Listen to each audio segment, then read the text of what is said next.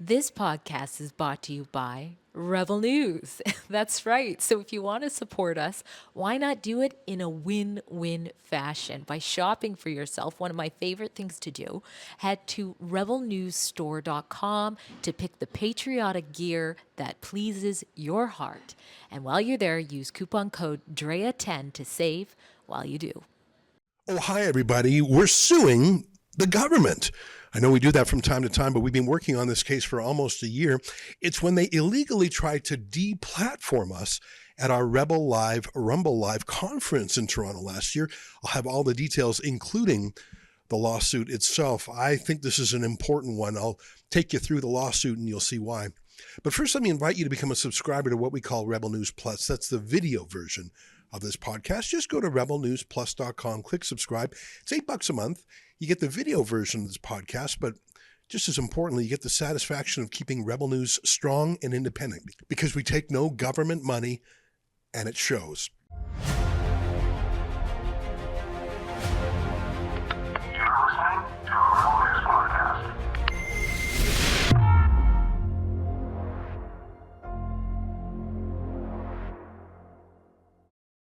Tonight, after nearly a year of planning, we're suing the Liberal government and Ya'ara Sachs. It's April 7th, and this is the Ezra Levant Show. Shame on you, you censorious thug.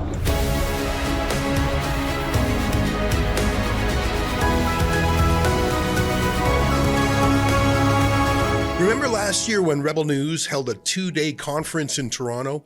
Hundreds of people came, including many who drove for hours just to be there. We teamed up with Rumble, the free speech competitor to YouTube, who brought some of their biggest content creators, including Viva Fry, the Canadian live streamer, Glenn Greenwald, the free speech advocate, and Donald Trump Jr. It was actually a great event, but it almost didn't happen because the Liberal government tried to cancel it. They tried to deplatform it.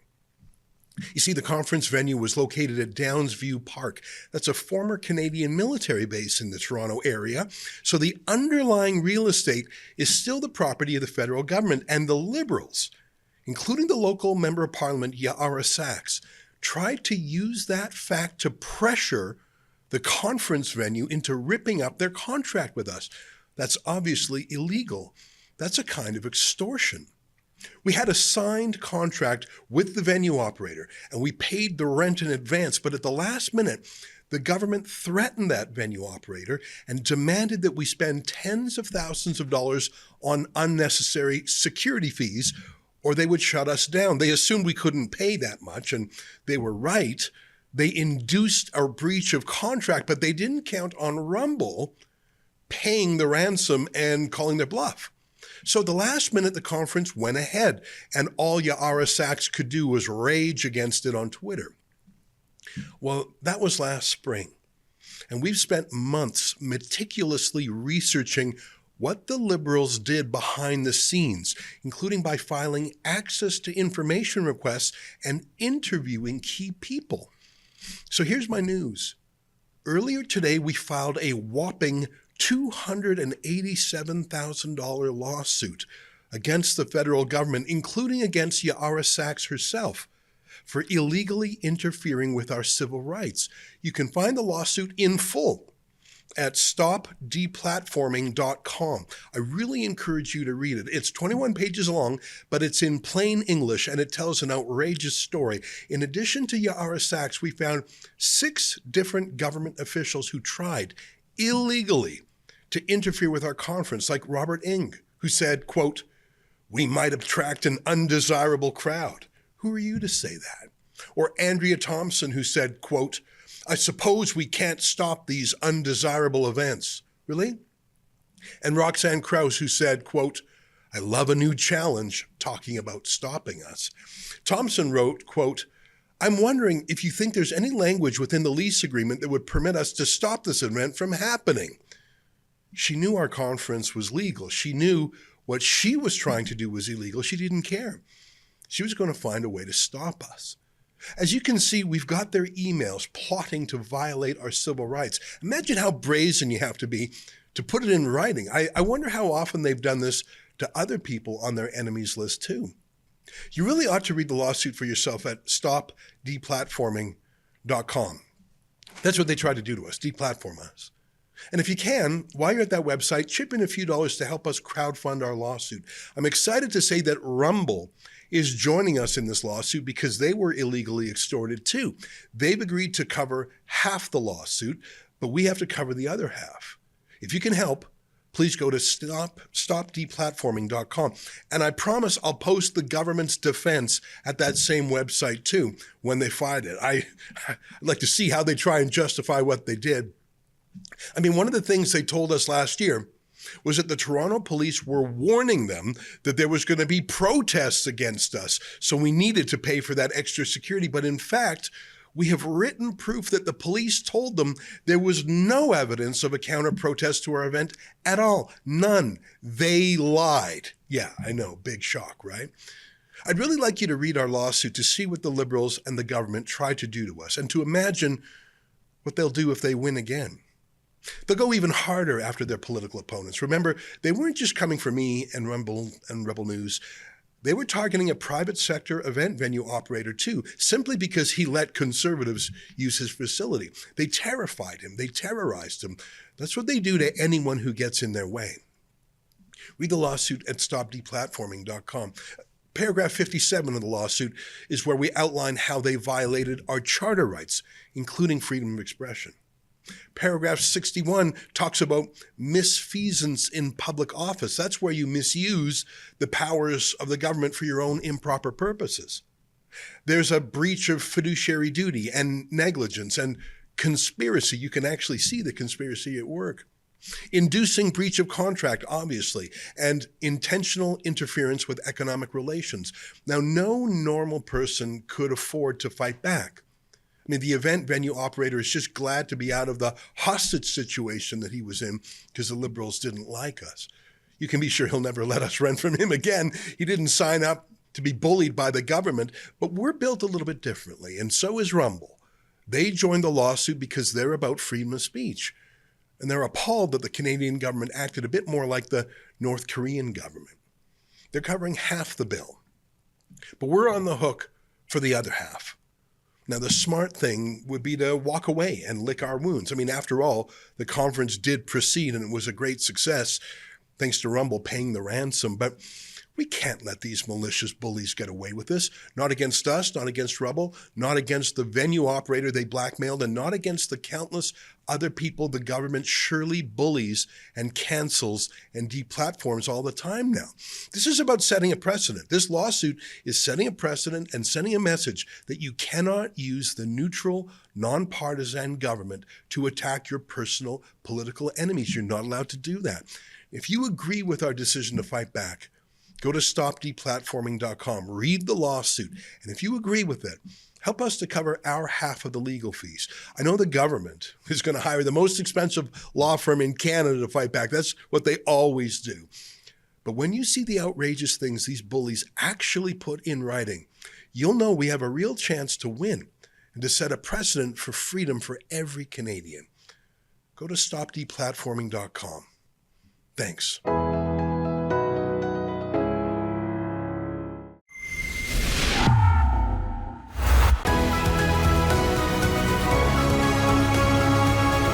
One of the largest issues for me, and I think for a large number of Canadians last year, was Bill C-63, otherwise known as the Online Harms Act. And it had been a project of the Liberal government for actually many years.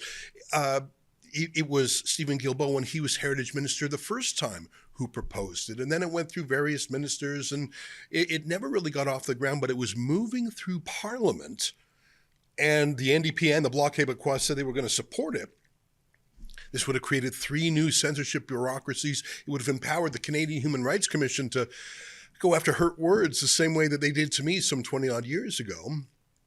So we were lucky when Justin Trudeau dissolved Parliament, proroguing it, that immediately canceled all pending legislation. So C-63 right now is dead. It does not exist anymore, but I'm increasingly worried that if Mark Carney wins the election, he will reintroduce that. And I base that on his statements that he supports wokeism, Remember this? There's a fever gripping America. And while it rages, Canadians will remain resolute and true to our values. While America engages in a war on woke, Canadians will continue to value inclusiveness. And his treatment of reporters. And I'm not just whining about the fact that, for example, they kicked David Menzies out of a parking lot. Did you see that? Sir, did they tell you why we are persona non grata? They just told me you cannot be here. And no reason given? The security. Okay. Thank you, sir. I appreciate You that. So, yes, I do. Okay, but sir, All right. we're done with this. Okay. part. So where do you No. want me to go? Just on the other side of the fence. You just cannot be here. Before we If continue, you- That way. sir, before we continue, I need him to interview Karima for a second. You cannot interview anybody Okay. on this property, sir. Okay. Lee, I'm afraid I can't because. Oh, you don't Karima have a is. registration, and you're on this property. Okay. All right. And I really don't want to do that. I'm not that type of guy. No, I'm not that kind of guy. Oh no, sir. I'm not trying to cause trouble for you, Yeah. but is it not a fair question to ask? Why am I not here? I Sir, mean no I'm one here any for, harm. I'm here for a job. I have one okay. job. Okay. If there's people on the list of undesirables that are not supposed to be in there, they don't come in. Okay. That's it. Well, I was never going to go in the building, sir. They can't be on here. This is owned by Okay. the building. All right. then. Everybody in this line has to be permitted to be here by the building. All right, If you then. if you don't have a registration, Well, we're gonna leave. You show me your license. I showed you my license. The Gestapo is on standby. Don't want to get into trouble with them. Have a good day. But also very neutral, just the facts reporters like Karima Saad. She was kicked out too. You know who I'm talking about? What did they say to you about why you couldn't get into this? So before I had a chance to speak with anyone or show anyone any documentation, I was told that I wasn't getting in. Because I saw you on the top stairs there. Well, I was really trying to assert my right to speak to someone to understand why I'm on a list, because I am on a list. I was told by the security that I was an undesirable. Did they use that word? Did they call you an undesirable? You know what? They spared me that particular indignity, but I certainly got that impression. I am worried, and I know that there are more acute and urgent things to worry about. Bread and butter issues, pocketbook issues, the tariffs, the cost of living, of course. But I'm also deeply worried about the state of freedom of speech in Canada, but not just in Canada, around the world. I just saw a news story out of the United Kingdom by the Times of London, perhaps the most reputable broadsheet in that city, that on average, the United Kingdom arrests 30 people every day for saying something on social media. 30 people a day. I don't even think that Vladimir Putin's Russia keeps up that pace, and they're twice as large. Joining us now to talk about this very issue is the author of a new article in the National Post called Free Speech is Backsliding Across Europe. It must be an election issue here. I'm talking about Christine Van Gyn. She's the litigation director at the Canadian Constitution Foundation and the author of a new book called Free Speech in Canada. What a pleasure to have Christine back on the show. Good to see you again. Boy, you're in the fight. So give me an update on what the CCF, that's different from the JCCF we sometimes talk to. Tell me about the CCF, the Canadian Constitution Foundation, and what you guys are doing to fight for free speech. Yeah, thanks so much for having me on, Ezra. The Canadian Constitution Foundation is a nonpartisan legal charity. We're a national charity. We have done a lot of public interest litigation on the issue of free speech and on broadly issues of constitutional law and fundamental freedoms in Canada. Some of your viewers might know us because we're one of the organizations that brought the legal challenge to Justin Trudeau's invocation of the Emergencies Act against the 2022 Freedom Convoy. That was when he used that piece of legislation, it shut down protests that were nonviolent and largely peaceful, although highly disruptive. That is in its core, an act of censorship.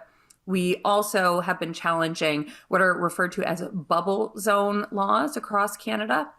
These are laws that prohibit protests in specific areas. So I just got back from Calgary recently where we were challenging a bubble zone law in that city that prohibits not just protests near libraries and recreation centers and community centers. Generally, it prohibits them on the basis of the content of the protest. Right. So this is a law that says you can protest, the climate extinction, or you can have a labor strike in front of a library, but you cannot protest something like drag story hour. The law would actually also probably prohibit protests about foreign conflicts, about supervised injection sites, and all kinds of things that are on this government prohibited list of topics to protest. And once the government's deciding what you can and cannot protest, you don't have a right to protest at all. That's a great point. It's a content-based restriction. Can I ask, because we helped crowdfund for a pastor named Derek Reimer, who was kicked out of a drag queen story hour he was protesting. It sounds like it's the same law that you're challenging. Is that right? It is. I believe it's the same law, but it's a separate lawsuit. So there is a case that's still proceeding at the Court of Appeal now called Heather and Calgary. Oh, Larry that Heather, involves a man named Larry Heather, who was also charged under this same law. Ours was a judicial review. So it actually would be a broader precedent if it was decided as a judicial review, but only part of the judicial review proceeded, and we will likely be intervening in Mr. Heather's appeal. So lots of moving parts, lots of technical litigation stuff I don't want to bore your viewers with, but at its core, these are laws that prohibit the ability of regular citizens to protest the action of their government, which is fundamental to democracy. Right. Wow. Thank you. I think I understand the detail you referred to. There's a lot of different ways you can fight a different law, but challenging its constitutionality is perhaps the most important. Let me get back to your article in the National Post. I look at Europe and I think that free speech is in retreat in just about every country there. I really can't think of one where it's getting stronger. I think the UK is appalling. I have I have some skin in the game there. I'm friends with Tommy Robinson, who is a journalist activist who's serving 18 months in prison. He'll be let out in 9, but 9 months is solitary for violating a don't publish order on one of his videos. I find that astonishing. I see in Ireland and Scotland, they're either bringing in or have brought in their version of the Online Harms Act. France, I think they actually were banning Rumble, the whole platform. Anyway, I won't go on, but I really see free speech is in retreat across Europe. I think it was retreating in America too. Maybe it's coming back a bit. What's your analysis of the state of freedom in the world? So I actually don't agree that free speech is in a good situation in the United States either. I think it's actually backsliding everywhere. The reason I say it's not great in America is the recent decisions by the Trump administration to issue these executive orders targeting some law firms. I also don't agree with some of the action on some of the deportations of college students on the basis of the content of their speech alone. Now, there are some details that we don't have, but Ezra, I think your viewers might be familiar with one particular case of a student from Colombia who has a green card. It seems like there's a lot going on in his particular case. His name's Mahmoud. And if he's being deported as a green card holder on the content of his speech alone, that would be a violation of America's very strong protections for freedom of expression. Now, I'm not defending the content of his speech. I think the content of Mahmoud Khalil's speech is actually abhorrent and disgusting.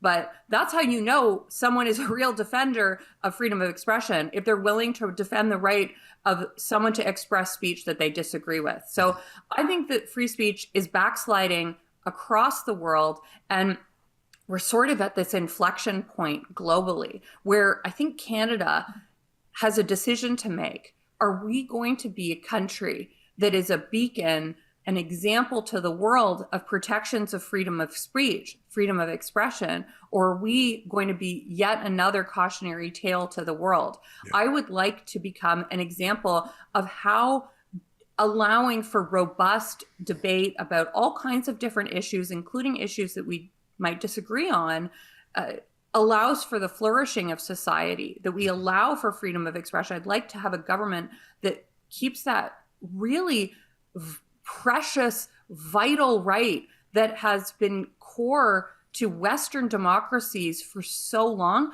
that protects that instead of backslides like the rest of the world has. And I think that that's something that Canadians should think about when they vote for their next government. I hear what you're saying about Mahmoud Khalil. I guess the one asterisk I'd put there, and I hear what you're saying, but I think if you're a foreigner who's in Canada or the United States as a guest, a privilege, not a right. So you're not a citizen. You weren't born here. You haven't naturalized here. You came here under a specific invitation. You're allowed to come and study at our university. You're allowed to be a temporary foreign worker. And instead, you go to these Hamas hate marches. And in the case of Khalil, I think there's some information that perhaps he... Yeah, so what I'd say about Khalil's case is that there's things that are still unknown. I mean, if he lied on his application to obtain that green card, totally different story. I think it also depends on exactly what his activities were. Right. It does seem like he was distributing Hamas propaganda. I think the question is, what is the actual rationale for the deportation? And like based on reporting from based on reporting from the Free Press, what the Free Press, Barry Weiss's outlet, has said is that it seems to be on the content of the speech alone. If that's the only reason, that's not acceptable for a green card holder. For someone with different immigration status, perhaps a different result. For a green card holder, if it's just the content, not good enough. But there might be more to the case that we don't know yet. As I said, disagree with his speech. Right. I don't know the intricacies of U.S. immigration law. I guess all I'm saying is foreigners, in my view, have no rights in our country. It's all privileges. But I'm not an expert in U.S. immigration. But, I understand the point you're making. And I think you're right. You have to take those hard cases. I mean, I know from personal experience. I think of myself. I think of Mark Stein. I think of other people in Canada who have been put through the Human Rights Commission. And they're not going after the friendliest people. They're going after the prickly ones, the cactuses, the ones who say offensive things. By definition, that's who's going to be the cases. So you have to be able to put up with some rough and tumble if you're in the free speech defending business. I absolutely accept what you're saying. Hey, tell me a little bit about your book called Free Speech in Canada. And we'll show it on the screen here, and you tell me it's available on Amazon. Give me a little bit of info. What is that book about? Was it a diagnosis? Was it a prescription? Tell me about Free Speech in Canada. Yeah, so this is the book, Free Speech in Canada. It came out in November. It's about the origins of the right to freedom of expression, the ancient roots dating back to Socrates and the Magna Carta, the invention of the printing press, but then going through all of the modern issues with freedom of speech, including things like hate speech, including legislation like C-63, the return of the civil remedy for hate speech. We talk about how municipalities can actually be one of the greatest offenders of our right to freedom of expression. A lot of us don't think about our municipal politicians a lot, but it's actually these local busybodies who interfere with our right to free speech quite a bit. We talk about free speech in the digital age, and we talk about an interesting intersection between property rights and freedom of expression. And it's just a fascinating look at the right and its origins and how it applies in Canada. It's a short read, sort of an introduction to the right for Canadians. And I really want to emphasize just how important this right is, how important it is for us to defend the rights of expression, even if the people who are expressing ideas that even if we don't agree with them, because if you don't have the right to say something people disagree with, you don't have the right at all. I mean, no one is going to try to shut down unobjectionable speech. It's only speech that is, controversial or objectionable that people will try to silence and censor. I remember when the hate speech law went to the Supreme Court of Canada the first time. I think it was in 1990, if I'm not mistaken. And it was upheld against some old crank who was handing out leaflets, and this was in the pre-internet age, and I think it was a 5-4 ruling. And the Supreme Court Justice Beverly McLaughlin at the time, I don't know if she was chief back then, she said, "Oh, this won't go further. Only in the most extreme cases. We have a lot of protections." Yeah, right. Here we are 35 years later. And I think that the concept of hate speech, and hate speech isn't free speech, and that's toxic speech, and that's like, I just think this whole industry has muddied the waters. And I think if that case, I think the courts have moved towards censorship. I think academia has moved hard towards censorship. Can you give me a little twinkle of hope? Is there a court ruling you can point to? Is there a judge you can point to? Is there a development you can point to in Canada that's a source of some optimism? Because I grant you the finding that the Emergencies Act invocation was illegal. That was very important. That is sort of a free speechy thing, a little bit. But is there actually a pure speech ruling where freedom of speech pushed back censorship that we can hang on to for hope?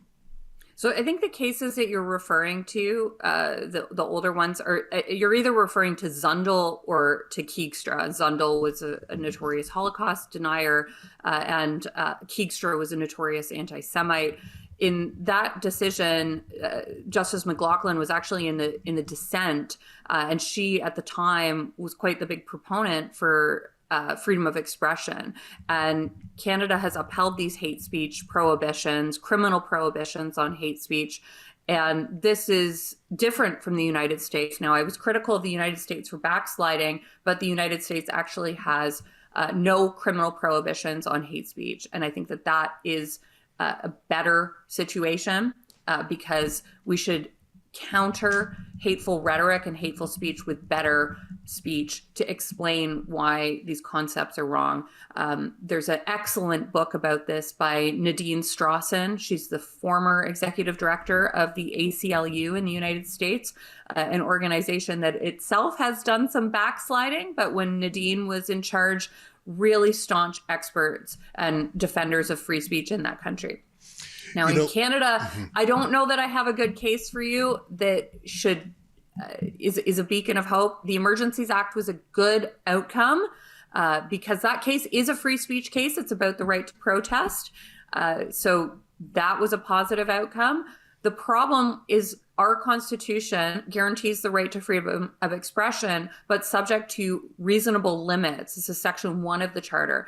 And it seems like increasingly judges are willing to impose those limits and take at face value whatever rationale the government wants to put forward for limiting speech without really considering the larger consequences of eroding this core foundational right.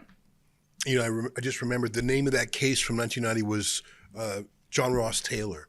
And he was an I'm sorry. Yep, a different case. It was my mistake. I didn't remember the name till now. And, I just think of, and it was Chief Justice Dixon. It was a 4-3 ruling.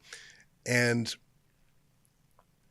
they say, we're just taking a baby step into censorship. This will never be abused. This will never be common. And I'm just really worried about that. But I'm really glad you guys at the CCF are fighting back. Tell me your website for our viewers who want to learn more. What's the best way to go to your website and poke around? So our website is theccf.ca. We're a charity, so we issue tax receipts for any donations. And we also have a YouTube channel. If you search the CCF or the Canadian Constitution Foundation on YouTube, I provide regular video updates about all of our ongoing cases and about other interesting developments in constitutional law in Canada. So check us out. We have a lot to offer and a lot of takes on freedom of expression, as well as other constitutional issues like division of power, freedom of religion, things like that. Well, I'm really glad you're out there fighting, and we need far more. I just talked to Lisa Bildy the other day, who created the Free Speech Union of Canada. I'm really glad she set that up. It's great to know that the CCF is doing good work, the Democracy Fund, the JCCF. We're starting to get a little bit of a community, which is good, because I think some of the traditional defenders of freedom of speech have been lacking.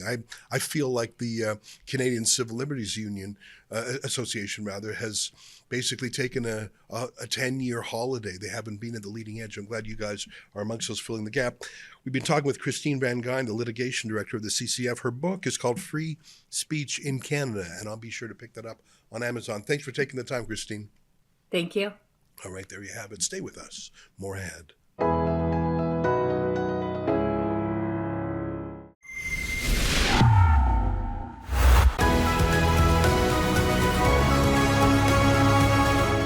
welcome back your letters to me about Alberta separatism. Frank 5D says, notice how the older people want to leave the most. They know that Alberta and Ottawa's relationship will never get better.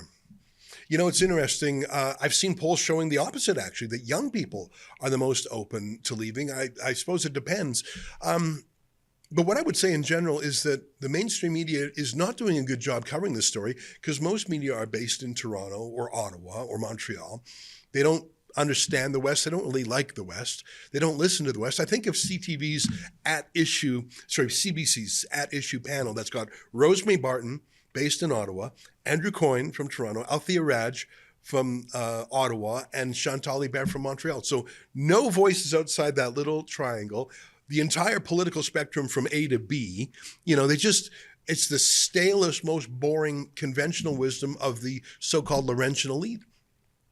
I'm not saying that people in Toronto should become Western separatists, but they should have some source of news that at least treats Albertans with enough respect to hear them out. Ed Bernier says, I want a divorce. Even if we get a conservative government, we can expect the same abuse in 8 years. We can be our own captain, chart our own destiny, and be so wealthy and successful. I think you're right. I think that's what Alberta would be like if it were independent. And I think Saskatchewan would probably join pretty quickly. And if you had 7 million people in a new country, that's a respectable country, especially with the amount of oil and uranium and other things like that in there. I